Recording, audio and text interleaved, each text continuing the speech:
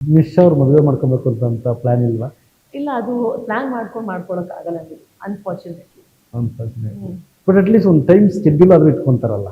ಈಗಿನ ಜನ್ರೇಷನ್ ಒಂದು ಥಾಟ್ ಇದೆ, ಅಟ್ಲೀಸ್ಟ್ ನನ್ನ ಮೊಮ್ಮಗ, ಅಟ್ಲೀಸ್ಟ್ ನನ್ನ ಮಗನ ಮದುವೆ ಮಗನೋ ಮಗಳನ್ನೋ ಮದುವೆ ನೋಡೋಕ್ಕಾದ್ರೂ ಬದುಕಿರ್ಬೇಕು ನಾನು ಅಂತ. ಸೊ ಹಾಗಾಗಿ ಒಂದು ಟೈಮ್ ಸ್ಕೆಡ್ಯೂಲ್ ಇದೆ. We cannot push. ಎಷ್ಟೇ ನಾವು ಪುಷ್ ಮಾಡಿದ್ರು ನಮ್ಗೊಂದು ಥಾಟ್ ಇದೆ, ಹೌದಪ್ಪ ಈ ಒಂದು ಟೈಮಲ್ಲಿ ಮಾಡ್ಕೊಬೇಕು ಅಂತ. ಸೊ ಆ ಟೈಮ್ ಬೌಂಡನ್ನ ಸೆಟ್ ಮಾಡಿದ್ದೀರಾ? ನನ್ನ ಜೀವನದಲ್ಲಿ ಯಾವ ಟೈಮು ಸೆಟ್ ಮಾಡಿರಲ್ಲ, ಅದು ನನ್ನ ಪರಿಸ್ಥಿತಿನೇ ಆಗಿಲ್ಲ. ಬಟ್ ಎಲ್ಲೋ ಒಂದು ಕಡೆ ನಿಮ್ಮ ವಾಕ್ಯನ ನಾನು ಕೇಳಿದ್ದೆ, you will travel with the flow ಅಂತ. ಈಗ ಆ ಫ್ಲೋ ನಿಮ್ಮನ್ನ ಹಳ್ಳಕ್ಕೂ ಕರ್ಕೊಂಡು ಹೋಗ್ಬೋದು, ಒಂದು ಒಳ್ಳೆ ನೀಟಾದ ಡ್ರೀಮ್ ಪ್ಲೇಸ್ಗೂ ಕರ್ಕೊಂಡು ಹೋಗ್ಬೋದು. ಸ್ಟೆಬಿಲಿಟಿ ತುಂಬ ಮುಖ್ಯ ಮದುವೆಗೆ. ನಿಮ್ಮ ಜೀವನದಲ್ಲಿ ನಿಮ್ಗೆ ಸ್ಟೆಬಿಲಿಟಿ ಇಲ್ಲ, ನಿಮಗೆ ಒಂದು ಏನಂತಾರಲ್ಲ, ನಿಮ್ಗೊಂದು ಉದ್ಯಮ ಇರಬೇಕು, ಒಂದು ಆದಾಯ ಇರಬೇಕು, ಒಂದು ಸಂಪಾದನೆ ಇರಬೇಕು, ಬೇರೆ ಅನ್ನಷ್ಟು ಒತ್ತಡಗಳಿರಬಾರ್ದು. ಆವಾಗ ನಿಮಗೆ ಇನ್ನೊಬ್ಬರನ್ನ ನಿಮ್ಮ ಜೀವನದಲ್ಲಿ ಸೇರಿಸ್ಕೊಳ್ಳೋಕ್ಕೆ ನಿಮ್ಗೊಂದು ಜಾಗ ಇರುತ್ತೆ. ನನಗೆ ಜವಾಬ್ದಾರಿಗಳು ಇದೆ, ಒಂದಷ್ಟು ಒತ್ತಡಗಳು ಇದೆ, ಅಂತ ಒಂದು ಫೈನಾನ್ಷಿಯಲ್ ಸ್ಟೆಬಿಲಿಟಿನೂ ಇಲ್ಲ. ನನ್ನ ತಮ್ಮನ ಫ್ಯೂಚರು ನೋಡಬೇಕು, ನನ್ನ ತಾಯಿ ಅವ್ರಿಗೂ ವಯಸ್ಸಾಗ್ತಾ ಇದೆ.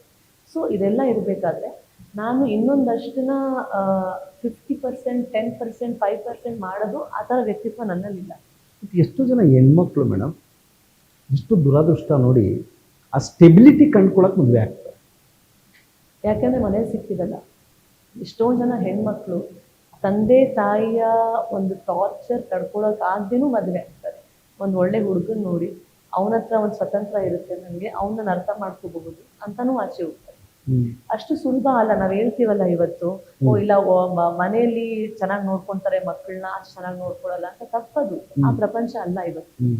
ಮನೆಯಲ್ಲೇ ಶೋಷಣೆ ನಡೆಯುತ್ತೆ. ಆಮೇಲೆ ಇನ್ನೊಂದು ಹೇಳ್ತೀವಲ್ಲ, ಬರೀ ಪಾಪ ಬಡವರ ಮನೇಲೇ ಶೋಷಣೆ ಇಲ್ಲ. ಅಲ್ಲಿ ನಿಮ್ಗೆ 2 ತುತ್ತು ಅನ್ನ ಸಿಕ್ಕಿದ್ರು ಒಂದೊಂದ್ಸತಿ ತಾಯಂದಿರು ಆ 2 ತುತ್ತಲ್ಲಿ ನಿಮ್ಗೆಲ್ಲ ಸಿಕ್ಬಿಡುತ್ತೆ. ಆಮೇಲೆ ಒಂದೊಂದು ದೊಡ್ಡ ಶ್ರೀಮಂತರ ಮನೆ ಇರುತ್ತಲ್ಲ, ಅಲ್ಲಿ ನಿಮ್ಗೆ 1000 ಕೋಟಿ ತಂದು ನಿಮ್ಗೆಲ್ಲ ಕೊಟ್ಟರು ನಿಮ್ಗೆ 2 ತುತ್ತಲ್ಲಿರೋ ಪ್ರೀತಿ ಸಿಗಲ್ಲ. ಇದು ನಡೆಯುತ್ತೆ. ಸೊ ನಾವು ಒಂಥರ ಆಕ್ಚುಲಿ ಏನ್ ಗೊತ್ತಾ, ಈ ತರ ಶ್ರೀಮಂತರು ಇರ್ತಾರಲ್ಲ, ಅಂತ ಮನೇಲಿ ಹೆಣ್ಮಕ್ಳನ್ನ ಗೊಂಬೆ ತರ ಟ್ರೀಟ್ ಮಾಡ್ತಾರೆ. ಚೆನ್ನಾಗಿ ಬಟ್ಟೆ ಹಾಕೊಂಡು, ಚೆನ್ನಾಗಿ ಮೇಕಪ್ ಹಾಕೊಂಡು, ಜ್ಯುವೆಲ್ರಿ ಹಾಕೊಂಡು, ಎಲ್ಲ ಕಡೆ ಒಂಥರ ಅವ್ರನ್ನ ಟ್ರೋಫಿ ತರ ಟ್ರೀಟ್ ಮಾಡ್ತಾರೆ. ಎಮೋಷನ್ಸ್ ವ್ಯಾಲ್ಯೂ ಇಲ್ಲ ಅಂತ.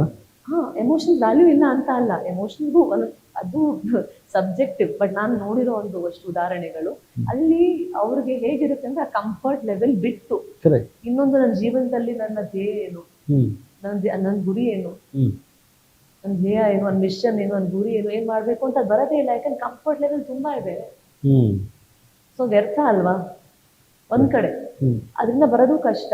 ಅದು ಬಿಡಕ್ಕೂ ಆಗಲ್ಲ, ಬರಕ್ಕೂ ಆಗಲ್ಲ. ಆಮೇಲೆ ಯಾರೋ ಹುಡುಕ್ತಾರೆ, ಹುಡುಗರಿಗೂ ಇದಾಗುತ್ತೆ.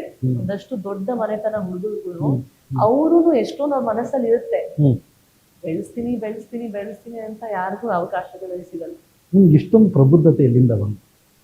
ಗಮನಿಸಿ, ಅನುಭವಿಸಿ, ಸಹಿಸ್ಕೊಂಡು, ಎದುರಿಸಿ. ಸೊ ಚಿಕ್ಕ ವಯಸ್ಸಲ್ಲಿ ನೀವೇನನ್ನ ಕಲಿಬೇಕು ಅಂತಂದ್ರೆ ನೀವು ಫೈಟರ್ ಆಗಬೇಕು. ನಾನು ಫೈಟರ್ ಆಗಬೇಕು ಅಂತ ಫೈಟರ್ ಆಗಿಲ್ಲ. ಅಲ್ಲ, ಕರೆಕ್ಟ್. ನಾನು ಅಲಿಗೇಟಿಂಗ್ ಇಲ್ಲ, ನಾನು ಹೇಳ್ತಿರೋದು ನಾವು ಅನುಭವವನ್ನ ಪಡೆಯಬೇಕು ಅಂದ್ರೆ ಅದಕ್ಕೆ ತಕ್ಕಂತಹ ಶ್ರಮ ಹಾಕಬೇಕು. ಆ ಡೀಪಾಗಿ ಹೋಗಿ ನಮ್ಮ ಜೀವನವನ್ನ ಕಂಡುಕೊಳ್ಳುವಂತ ಪ್ರಯತ್ನ ಪಡಬೇಕು ಅಂತ ಹೇಳ್ತಿದ್ದೀವಿ. ಅಲ್ಲ, ಮುಂಚೆಯಿಂದನೂ ಸುತ್ತಮುತ್ತ ಏನಾದ್ರು ತಪ್ಪಾಗ್ತಾ ಇದೆ, ನಾನು ಕುಟುಂಬದಲ್ಲಿ ಇದ್ದಾಗ್ಲೂ ಹೋರಾಟ ಮಾಡ್ತಾ ಇದ್ದೆ ಮನೇಲಿ. ಇದು ಸರಿ ಇಲ್ಲ, ಇದು ತಪ್ಪು, ಹೀಗೆ ಮಾಡ್ಬೇಕು, ಹೀಗೆ ನಡಿಬೇಕು ಅಂತ. ಅದರಿಂದ ಎಲ್ಲರಿಗೂ ಒಂದಷ್ಟು ಒಳ್ಳೇದೇ ಆಗಿದೆ. ಬಟ್ ಯಾವಾಗ ನನ್ನ ಹೋರಾಟದ ಸಮಯ ಬಂತು, ನಾನು ಒಂಟಿಯಾಗಿದ್ದೀನಿ. ಮಹಾಭಾರತ ಅಥವಾ ರಾಮಾಯಣದಲ್ಲಿ ಯಾವ್ದಾದ್ರು ಒಂದು ಸ್ಟೋರಿ ತುಂಬಾ ಕಾಡುವಂಥದ್ದು ಅಥವಾ ತುಂಬಾ ಮನಸ್ಸಿಗೆ ಇಷ್ಟ ಅಂತದ್ದು, ಅವಾಗ ನೆನಪಾಗುವಂಥದ್ದು ಯಾವ್ದಾನ ಒಂದು ಸ್ಟೋರಿ ಹೇಳಕ್ಕಾಗುತ್ತಾ? ಉಪಕಥೆ, ಸುಳ್ಳು ಕತೆ ಬೇಡ. ದ್ರೌಪದಿ ಅವರ ಕತೆ, ಸ್ವಾಭಿಮಾನದ ಕತೆ, ಗೌರವದ ಕತೆ. ದ್ರೌಪದಿ ಹಸ್ತಿನಾಪುರ ಬೇಕು ಅಂತ ಹೋರಾಟ ಮಾಡಿಲ್ಲ. ಅವಳ ಸ್ವಾಭಿಮಾನಕ್ಕೆ ಧಕ್ಕೆ ಆಯಿತು, ಅವಳಿಗೆ ಅನ್ಯಾಯ ಆಯಿತು, ಜನರ ಮುಂದೆ ಅವಳಿಗೆ ಅವಮಾನ ಆಯಿತು, ಅವಳ ಅಧಿಕಾರವನ್ನು ಮೀರಿ ಎಲ್ಲ ಕಿತ್ಕೊಂಡ್ರು. ಅದಕ್ಕೆ ಅವಳು ಹೋರಾಟ ಮಾಡಿದ್ಲು. ಕೂದಲು ಕಟ್ಟಿಲ್ಲ ಅವಳು. ಆ ಮಹಾಭಾರತ ಮುಗಿಯೋರ್ಗು ಎಷ್ಟೊಂದು ಜನ ನನ್ನ ಕೇಳ್ತಾರೆ, ನೀವೇನಕ್ಕೆ ಹಣೆ ಬಟ್ಟೆ ಹಾಕೊಳ್ಳಲ್ಲ? ಹಣೆ ಬಟ್ಟೆ ಹಾಕ್ಕೊಂಡು, ಕೈಗೆ ಬಳೆ ಹಾಕ್ಕೊಂಡು, ಹ್ಮ್ ಒಡವೆಗಳು ಹಾಕ್ಕೊಂಡು ಸುಂದರವಾಗಿ ಹ್ಮ್ ಕಾಣಿಸಿದ್ರೆ ಸಾಕು ಅವಳು ಹೆಣ್ಮಗಳು. ಹ್ಮ್ ಹ್ಮ್ ಅವಳ ಅಲಂಕಾರ ಹಣೆ ಬಟ್ಟಲ್ಲ, ಹ್ಮ್ ಅವಳ ಸ್ವಾಭಿಮಾನ. ಅವಳು ಗೌರವ ಕೊಡಿ ಫಸ್ಟ್. ಹ್ಮ್ ತುಂಬ ಚೆನ್ನಾಗಿ ಕಾಣಿಸಿದ ತಕ್ಷಣ okay everything is fine. No, everything is not fine, nothing is fine. Hmm and why should I look so perfect? 12 ವರ್ಷ ಅವಳು ಕೂದಲು ಕಟ್ಕೊಂಡಿಲ್ಲ, ಅದು ಉಪಕಥೆ.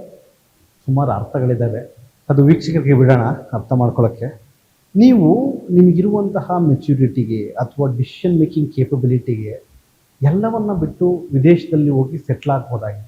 ವಿದೇಶದಲ್ಲಿ ನಿಮ್ಗೆ ಎಲ್ಲ ಒಂದು ಸೌಕರ್ಯ ಆಗಿರ್ಬೋದು, ಕಾಂಟ್ಯಾಕ್ಟ್ಸ್ ಇರ್ಬೋದು, ಫ್ರೆಂಡ್ಸ್ ಇರ್ಬೋದು, ಯಾರೋ ಒಬ್ರು ಬಿಸ್ನೆಸ್ ಎಲ್ಪ್ಗಾದ್ರು ಆಗಿರೋದು. ಎಲ್ಲವನ್ನ ಬಿಟ್ಟು ಇಲ್ಲೇ ಇರಬೇಕು, ನಾನು ಇಲ್ಲೇ ಏನೋ ಮಾಡಬೇಕು ಅನ್ನುವಂಥ ಹಠ ಎಲ್ಲಿಂದ ಬಂತು, ಯಾಕೆ ಬಂತು? ನನ್ನ ಸ್ವಾಭಿಮಾನಕ್ಕೆ ಧಕ್ಕೆ ಹೊಡಿತು. ನೀವು ಹೇಳಿದ್ರಲ್ಲ ಅಷ್ಟು ಸುಲಭ ಅಲ್ಲ ಲೈಫ್. ಎಲ್ಲೋ ಹೋಗಿ ಆರಾಮಾಗಿ, ಕರೆಕ್ಟ್ ನೀವು ಹೇಳಿದ್ವಿ.